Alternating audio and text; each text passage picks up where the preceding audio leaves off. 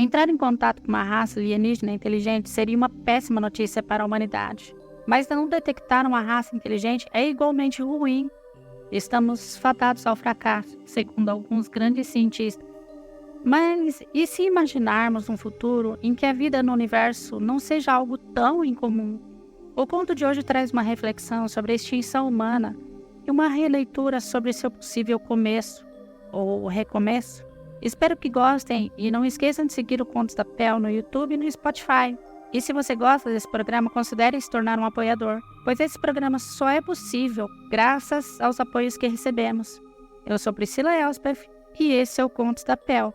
E sem mais delongas, vamos ao conto de hoje, que é A Última Mensagem.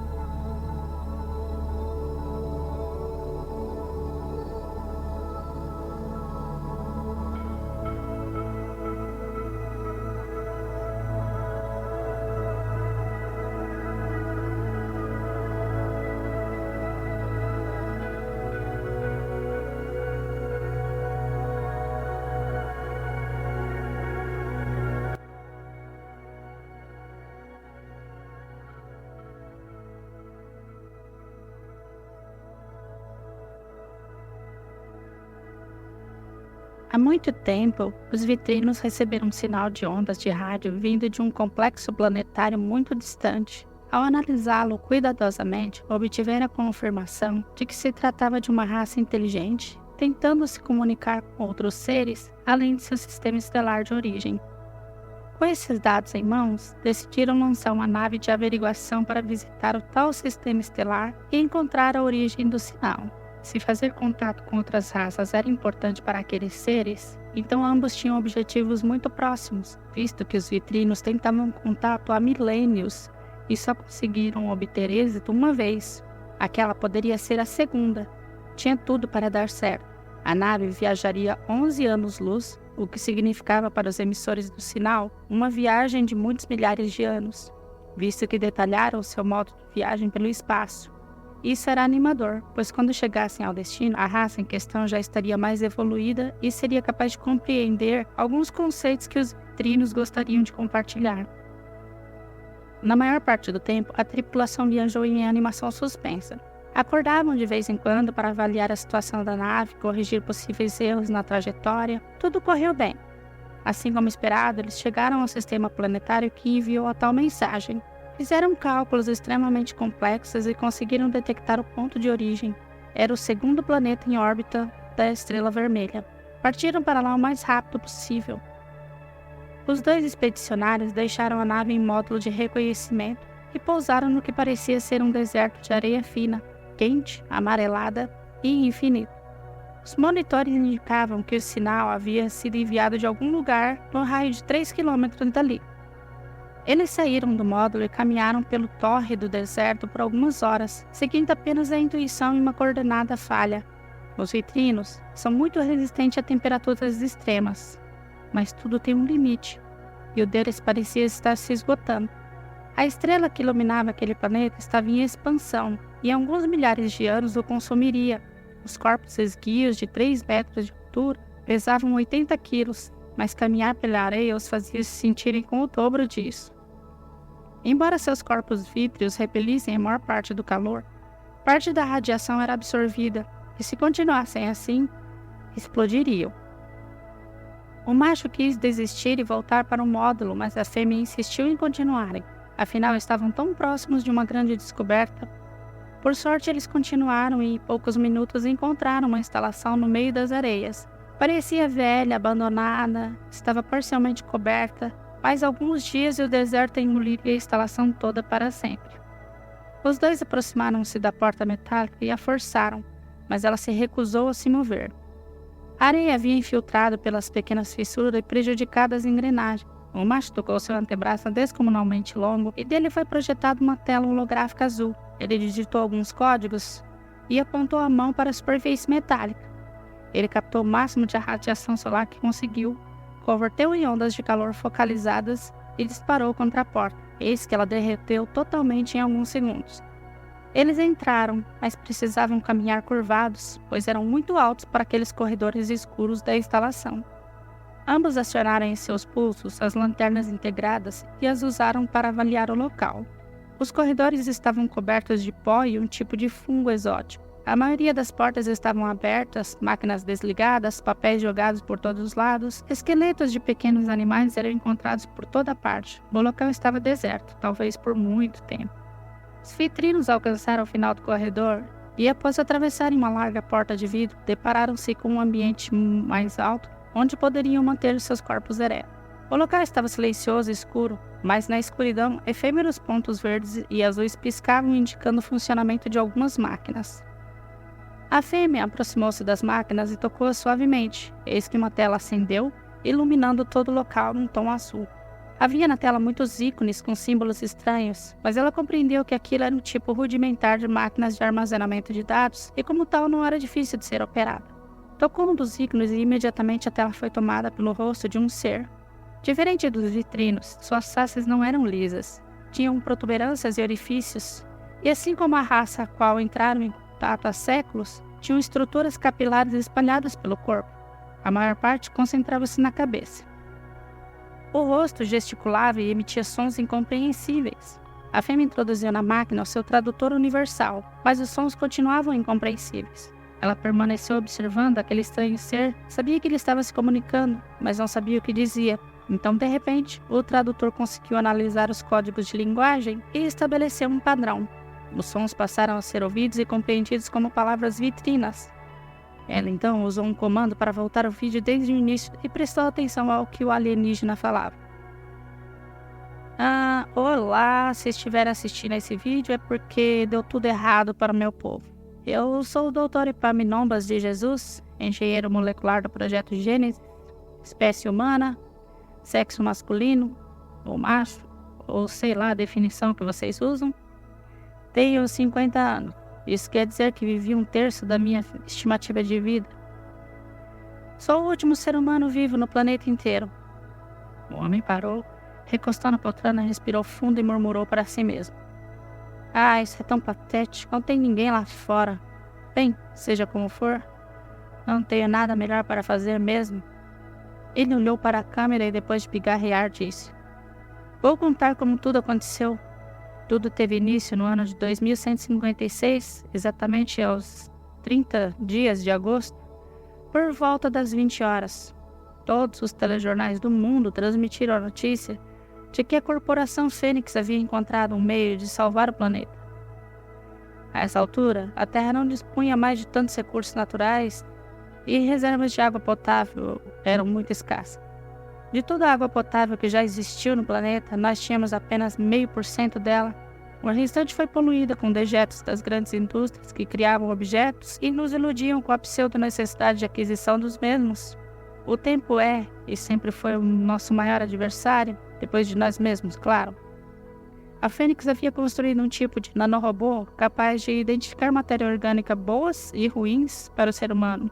Foram programados para mergulharem nos rios poluídos e consumirem toda a matéria orgânica prejudicial a nós. A ideia era que eles limpassem a água, assim estaríamos salvos. A fêmea apoderou-se de uma poltrona flutuante forrada com biogel e acomodou-se em frente ao monitor. O macho aproximou-se e sentou-se ao seu lado, no chão. Tudo estava indo bem. 4 anos depois, a humanidade havia recuperado 100% de todas suas reservas naturais de água potável. Mas isso estava longe de ser a nossa salvação. Secretamente, a corporação Fênix reprogramou os nanorobôs para absorverem a água que tínhamos. Reconfigurar as moléculas transformando-as em gases e transportá-los para um reservatório escondido no espaço. Sim, no espaço. Eles construíram uma estação espacial inteiramente para armazenar hidrogênio e oxigênio. E esconderam-a no cinturão de asteroides por quase 200 anos. A água diminuía paulatinamente e quando percebemos estavam de volta à estaca zero. E novamente a corporação Fênix apareceu com mais uma ideia salvadora. Diziam eles que seus cientistas haviam descoberto um meio de transformar gases em água. Sim, era possível criar água, segundo eles.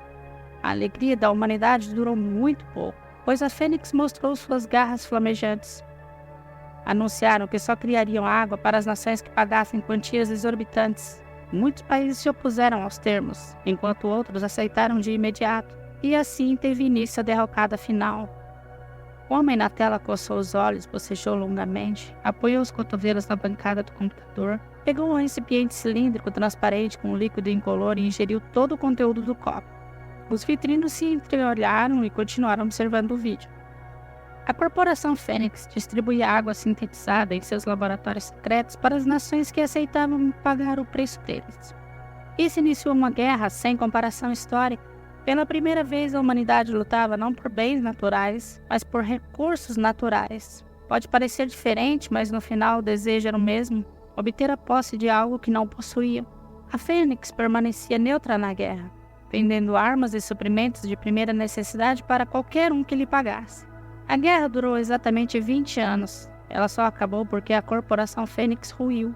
Como pode a mais poderosa empresa do planeta ruir? Simples. Enquanto estavam focados na guerra, não perceberam que haviam cavado a própria sepultura ao programar os robôs para absorverem água e transformá-la em gases. De alguma forma inexplicável, os robôs passaram a ignorar completamente o comando dos humanos e passaram a absorver água e reconfigurar suas moléculas. Eles faziam isso mais rápido do que os cientistas faziam o caminho inverso, e com isso, toda a água se foi. A fêmea levantou-se da poltrona e tocou o rosto do humano exibido na tela. De alguma forma, sua expressão sofrida e aquele líquido transparente escorrendo de seus olhos a comoveu maternalmente. O humano fungou e enxugou as lágrimas com o dorso da mão. Olhou para a câmera como se encarasse o telespectador e disse: "Ele disse que faz parte do projeto Gênesis, mas não expliquei o que é isso. Pois bem, antes que toda a água do mundo se fosse, eu e alguns amigos criamos esse projeto utilizando todos os recursos que tínhamos, como uma tentativa desesperada de salvar o planeta. Entenda bem, não queremos salvar nossa humanidade, nós queremos apenas que o planeta volte a viver. Então, coletamos durante mais de 30 anos amostras de DNA de todas as formas de vida que ainda existem sobre a face da Terra. E também guardamos uma quantidade incrível de água pura, bem aqui neste laboratório. Eu e meus amigos desenvolvemos uma máquina capaz de replicar estruturas orgânicas. Calculamos todas as variáveis que pudemos imaginar e concluímos que seria necessário 1 bilhão de anos para que toda a vida voltasse a florescer por aqui. Bem, se você chegou até esse laboratório, certamente possui conhecimento suficiente para operar os nossos mecanismos eletrônicos. Então vou lhe mostrar o estoque de DNA. O humano levantou-se e retirou a câmera do apoio. Caminhou até o fundo da sala e abriu uma porta de ferro estreita que revelou uma escadaria espiral. Após descer por quase 2 minutos, ele chegou a um lugar incrível. Vários corredores com prateleiras contendo tubos de vidro que guardavam a amostra de todas ou quase todas as formas de vida que já habitaram o planeta. Além dos corredores, havia um tanque imenso com muitos litros de líquido denominado água. Você deve estar se perguntando como é que nanorobôs não encontraram essa água. Simples, Nós instalamos do lado de fora do laboratório um mecanismo que emite pulsos eletromagnéticos. Assim que detecta movimentação inorgânica, assim eles fritam quando se aproximam e não conseguem ter acesso a esse reservatório. Se você conseguiu me entender e viu esse vídeo, quer dizer que nosso reator nuclear durou tempo suficiente para ser encontrado e que o planeta ainda tem uma chance. Aquela máquina ali é o replicador molecular. Opera de forma simples. Capta a radiação solar, transforma em energia, copia as informações do material genético que você colocar na cápsula vermelha e, coletando a matéria inorgânica depositada na cápsula azul, converte essa matéria em uma cópia exata do que estava na outra cápsula. Com isso, você poderá reproduzir grandes quantidades de amostras. Desculpe minha animação, mas acho que o fato de saber que vou morrer por uma boa causa está me deixando fora de órbita. Mas voltando ao assunto, aquela máquina ali ao lado é AP, o acelerador do processo evolutivo. É bem simples também. Ele precisa de uma amostra de DNA ou RNA para funcionar. Assim que você introduz o material naquele tubo cinza, ele irá criar condições para que esse DNA progrida numa velocidade muito grande. Ele oferecerá tudo o que for necessário para que a matéria evolua até seu estágio final. E daí, se você seguir corretamente a ordem especificada no arquivo que denominei como Projeto Gênesis, tudo sairá perfeitamente como planejado e o planeta viverá de novo por mais alguns bilhões de anos. O homem sentou no chão do laboratório e, depois de uma longa pausa reflexiva, prosseguiu. Quem sabe? Quem sabe dessa vez dê certo? Se vocês realmente estão aqui assistindo esse vídeo, significa uma única coisa. Os deuses são astronautas. Bem, isso é tudo. Espero que tenhamos ganhado a simpatia de vocês o suficiente para continuar o trabalho do Gênesis. Câmbio final. A tela escureceu, os vitrinos permaneceram estáticos na escuridão por um longo tempo. Depois a fêmea levantou-se e caminhou em direção à porta de ferro que dava acesso ao estoque de amostras orgânicas, seguida de perto pelo companheiro.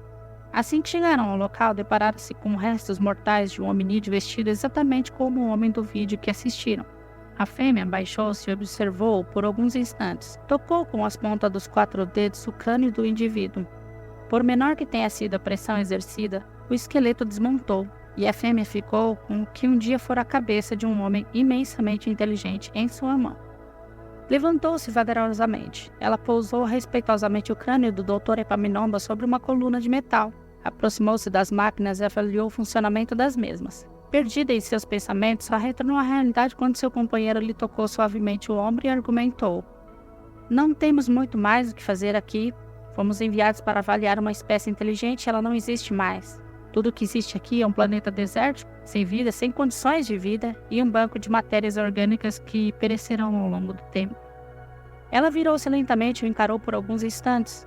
Os pontos luminosos dançando na face do companheiro indicavam que sua descrença e decepção eram reais. Ela pousou delicadamente a mão sobre os ombros dele e com uma voz calma e acolhedora retrucou. Mas eles existiram. Eles fizeram história. Tentaram se comunicar com raças além do seu sistema planetário. Nos chamaram aqui e nós viemos. Assistimos à história deles e conhecemos um meio de reviver incontáveis espécies. Não podemos nos negar a isso. Por mais que eles nunca consigam atingir o nível que já atingiram, não podemos deixar essa espécie ter um fim tão trágico. Nossas ordens são muito claras, esclareceu ele, libertando-se das mãos dela. Não podemos interferir no curso da história de nenhuma civilização que não tenha saído do seu próprio sistema planetário. Não estamos interferindo na história deles. A humanidade se foi. Nós estaremos criando novas vidas aqui. Consegue entender isso? Acho que sim, mas se fizermos isso e surgir uma espécie inteligente, seremos responsáveis por todas as suas ações. Além disso, eles viverão pouco, pois a estrela deles está se expandindo e logo engolirá boa parte desses planetas ao redor. Você consegue entender isso? Ela virou-se de costas para o companheiro e aproximou-se do replicador. Viu na superfície metálica o reflexo de seu rosto escuro, vítreo e ovalado.